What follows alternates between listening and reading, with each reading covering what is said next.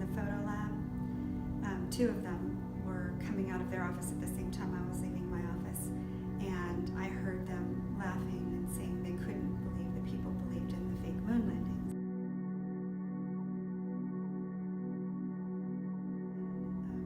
2007, one of the guys I worked with at Lockheed Martin told me that the Earth was flat.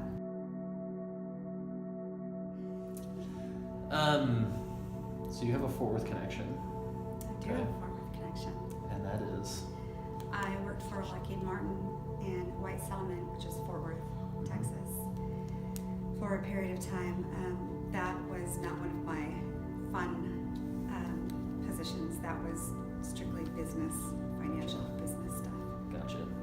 Just wanted to bring it up because we are Flat Earth and we're in Fort Worth. So Right.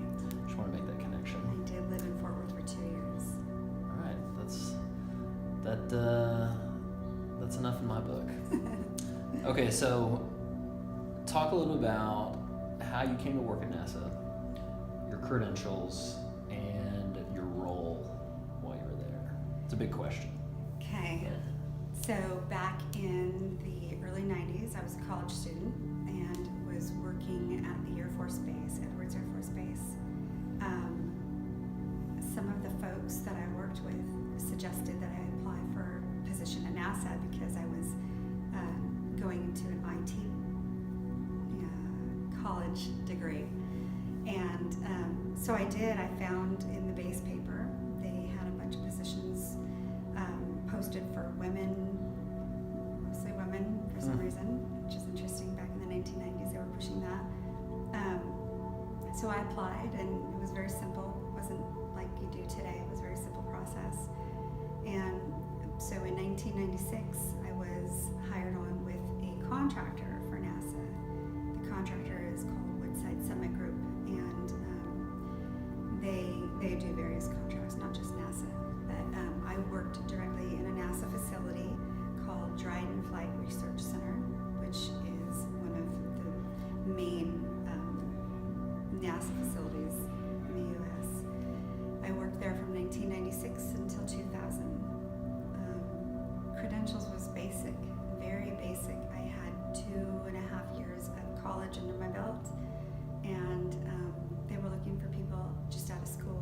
So they liked that I had some college, and then they trained me on my position and then expanded from there. It was a lot of fun. I learned a ton in the 4 years I was there, IT stuff. So doing IT stuff like in charge of servers and Correct. things like that. I had 4 servers in my office. I had my own office, which was located right next to the photo lab, which was a unique place to be anyway. So I had 4 servers. My servers were the backup servers for all the computers at the facility. Okay. Entire facility. The entire Dryden facility. Gotcha. Did all the backups. It would rotate through computers each night. Okay. What kind of degree did you get? It's Or what did you study? What did you business school? IT. Okay. Gotcha.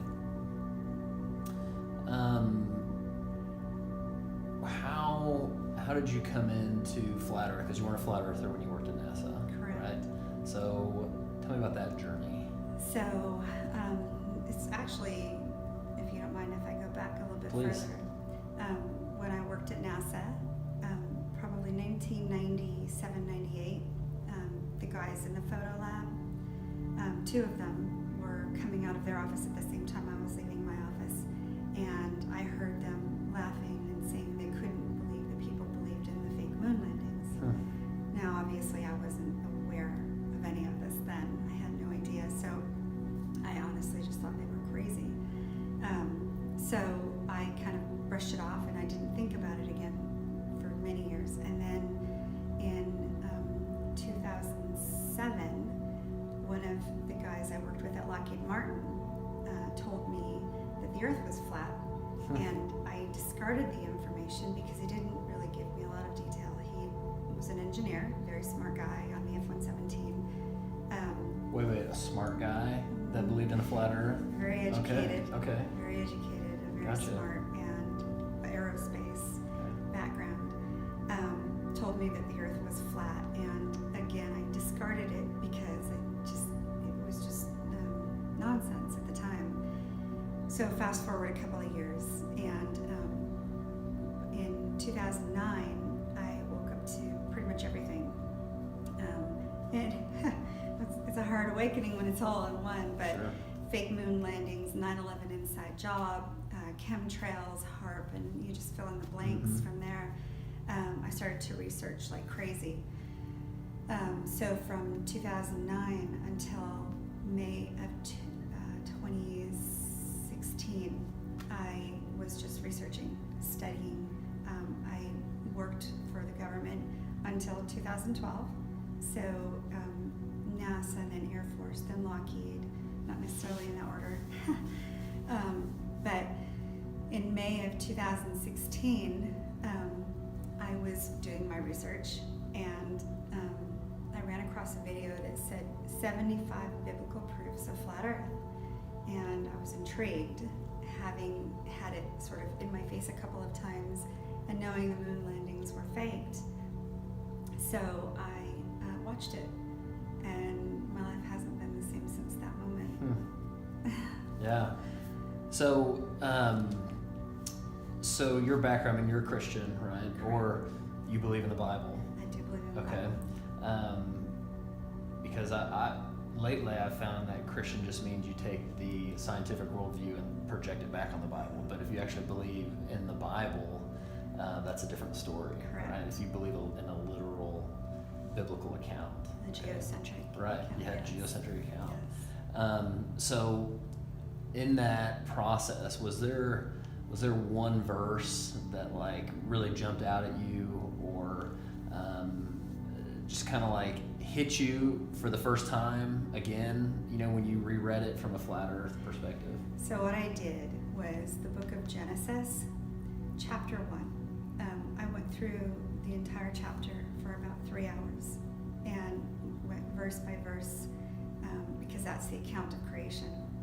And so when you look at it with an open mind and believing in a literal Bible, which I do, then you stop and you take account of each verse. And when you do that and you go through the entire chapter, then suddenly you can see creation in a different light. It's never taught to us that way. So to read it with a different mindset, an open mind, then the entire chapter basically tells you how God put Earth together. It's like a terrarium, Sure. kind of. Yeah, I mean, my whole deal is, one, if you can even get past the idea of a firmament with waters above and waters below, but the fact that God created the earth first, and then he created the sun, you know, and so what was the earth rotating around for Right. 3 days until the sun was created? And I've come to the conclusion that if that is true, it was rotating around Chuck Norris. It was probably, I can't come up with any other solution. Who's an Illuminati shill, by the way? Chuck Norris is. Is that right? Yeah, I mean, I'm I just need kidding, to I don't know. research that one. Joke. I don't want him coming after me. Yeah. So, tell me a little bit about the work environment at NASA. You know, yeah, just kind of elaborate on atmosphere. Do people like each other? Yeah, You know? great atmosphere. I actually miss it. I have dreams about working there still. So as bizarre as that sounds, I miss the entire, everything. The people, the facility, the things that we did. It was a very important role. I was part of Y2K.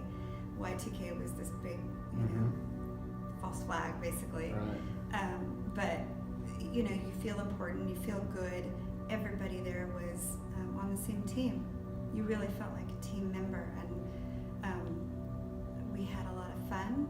We had events. We had a lot of food, catered events, and I don't know. It was just unique. I was friends with a lot of pilots, you know, who can say that they worked alongside an SR-71 pilot. Yeah, Maverick and Goose, right? Yeah.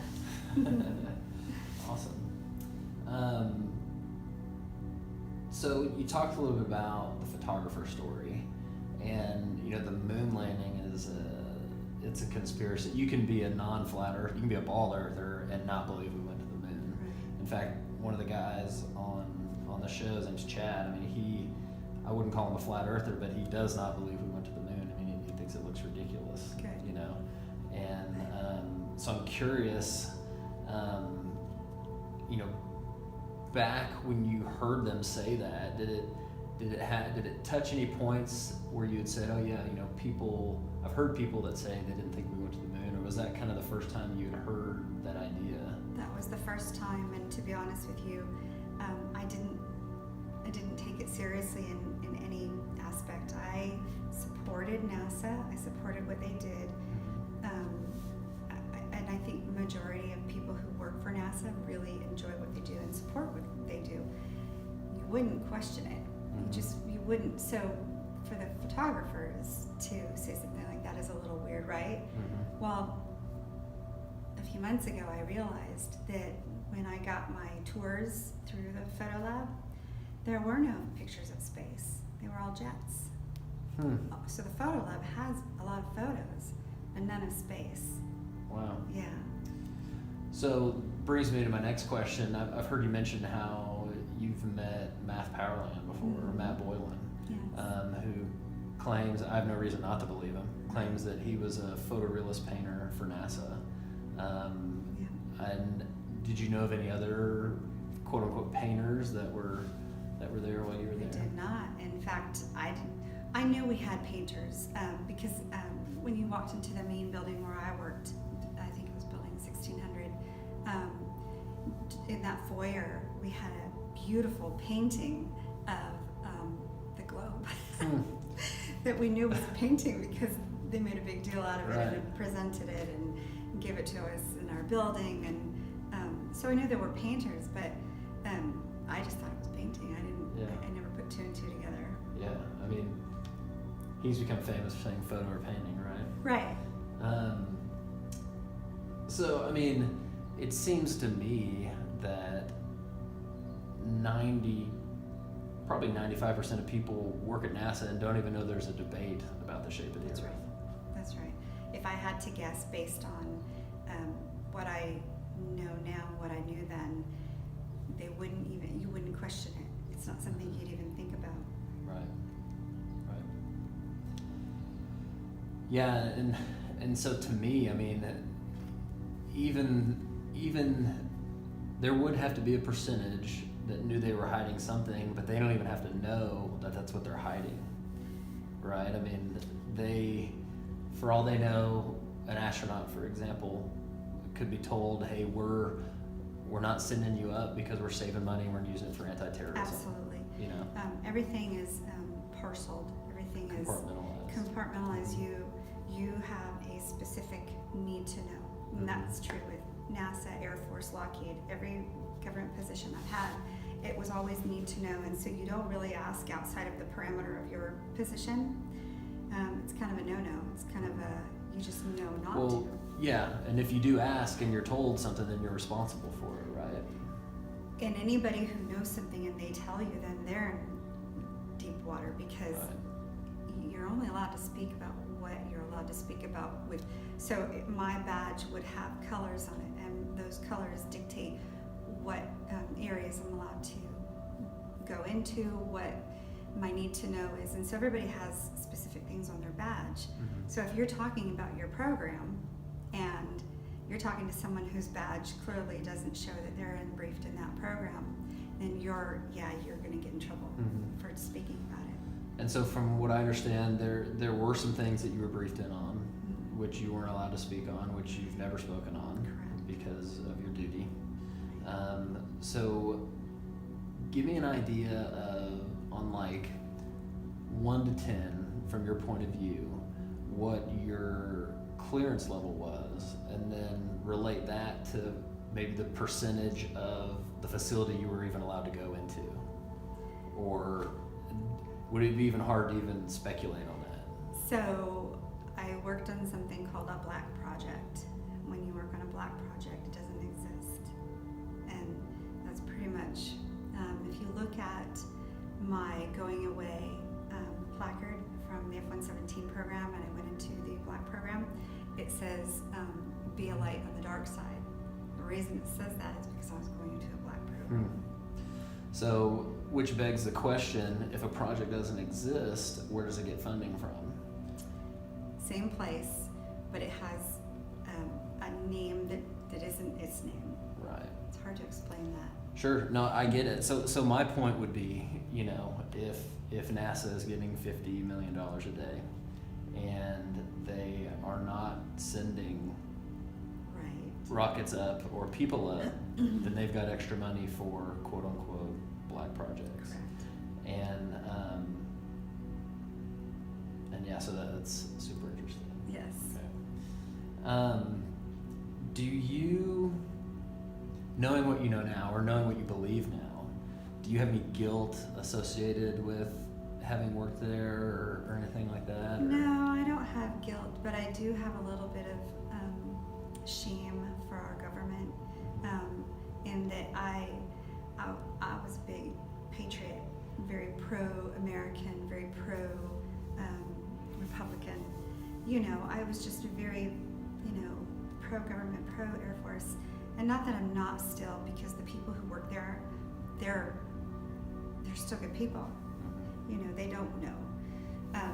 But I'm ashamed of the people who are at the top level who know this, and they don't have guilt.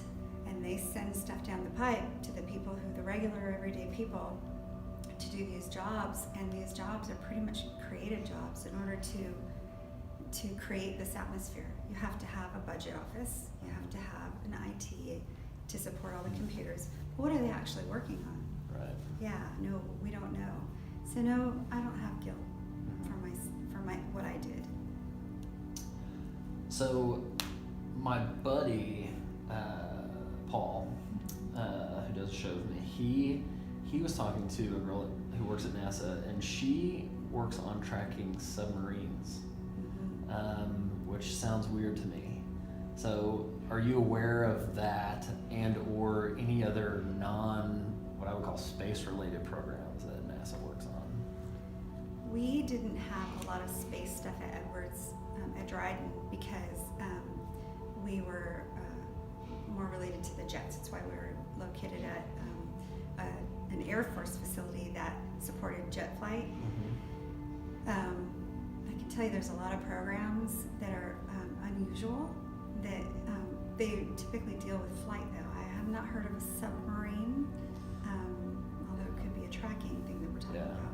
Yeah, maybe tracking. I mean, it sounded interesting to me. I mean, coming from the biblical mindset of the waters above, you know, we were wondering if they were trying to go under and up or something. Yeah, I think they are trying to test the waters. You know, there's you've seen the video where they're trying to go through. Yeah, that's phenomenal they're stuff. They're able to get through that. So, what would you tell a non-flat earther who's extremely skeptical? If it's possible for someone who used to work at NASA to believe in flat Earth, it's I would say it's possible for anybody. But Right. what would your message be? I would say definitely keep your skepticism, because you have to be skeptical of everything, and I am still.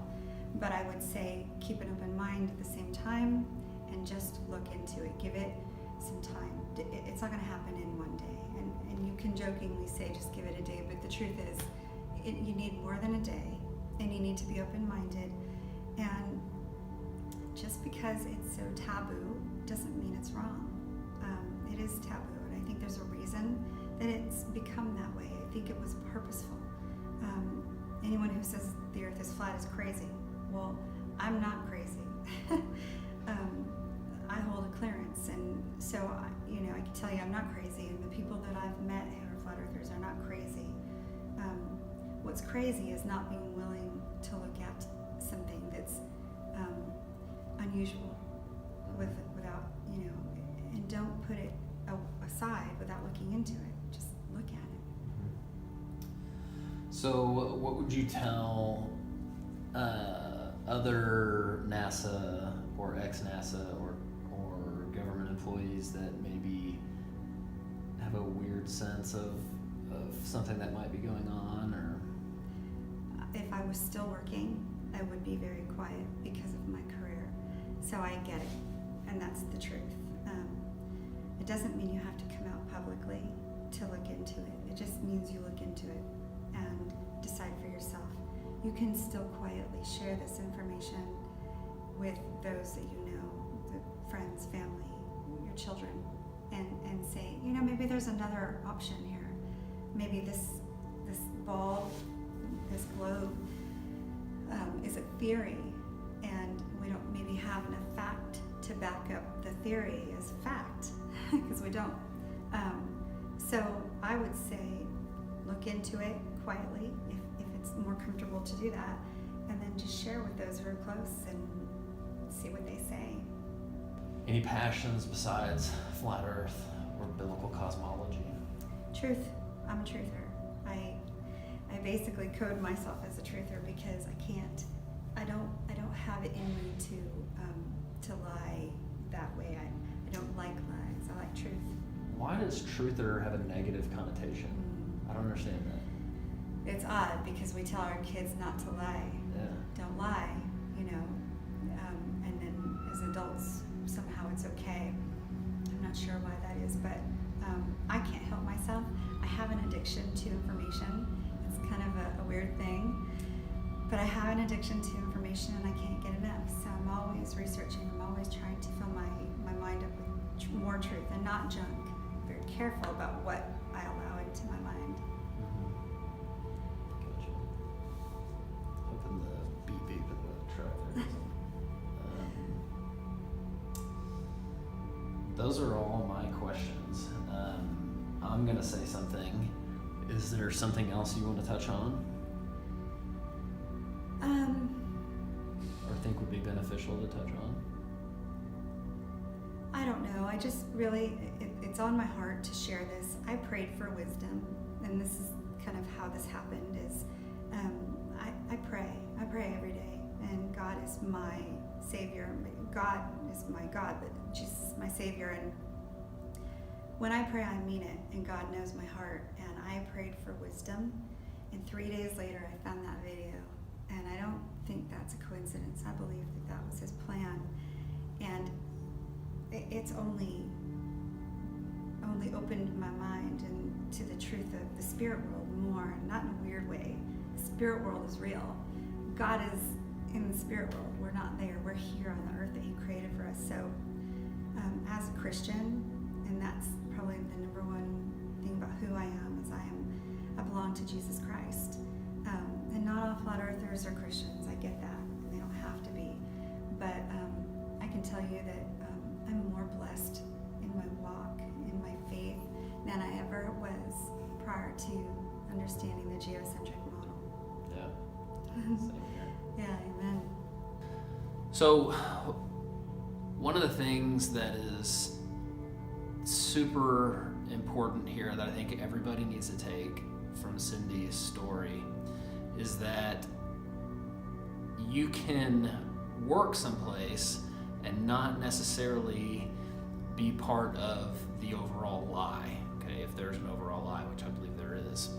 And what I want you to do is take her story and apply it to your life. So me, I work, one of the things I do is I'm in commercial construction, and I do pricing and estimating for large construction jobs. But I don't swing a hammer, I don't lay tile. I sit at a computer and I plug numbers into a spreadsheet. And, we're out of Fort Worth, but we build jobs in Austin and Houston, and there's jobs that I've worked on at the computer that are now built and, people are living in that I've never gone down and seen, I've never touched.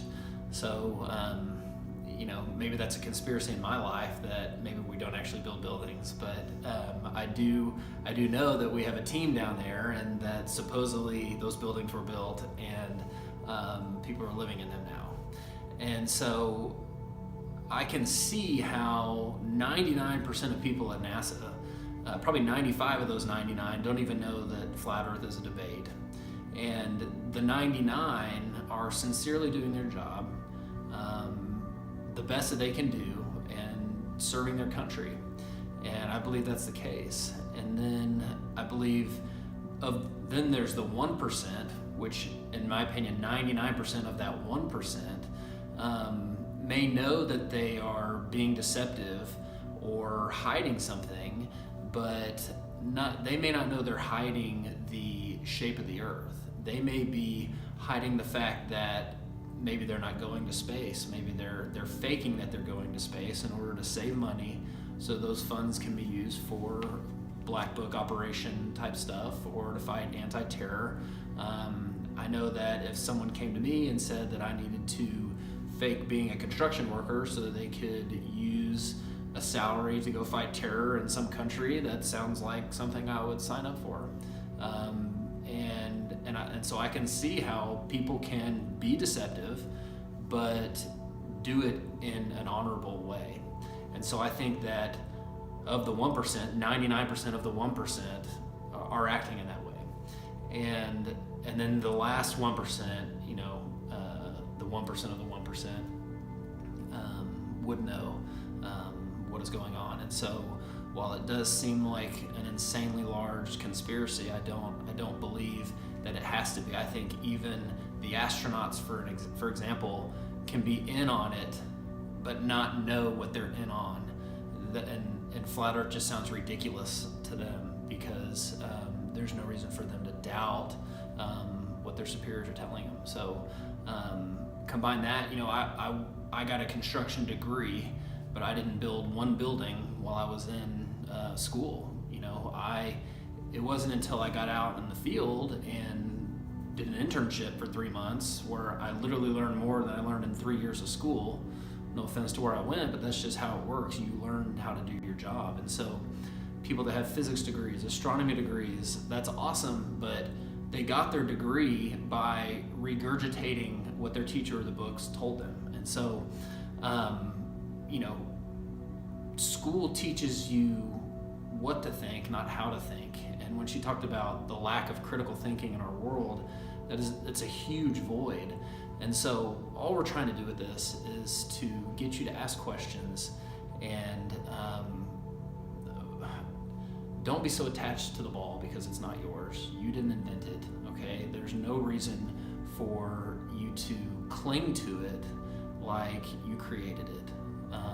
All we want is for you to question, because condemnation prior to investigation is ignorance, and we don't want you to be ignorant. And I'm not saying I have proof that it's not a ball. All I'm asking you is to look into it. So I want to thank Cindy for coming on.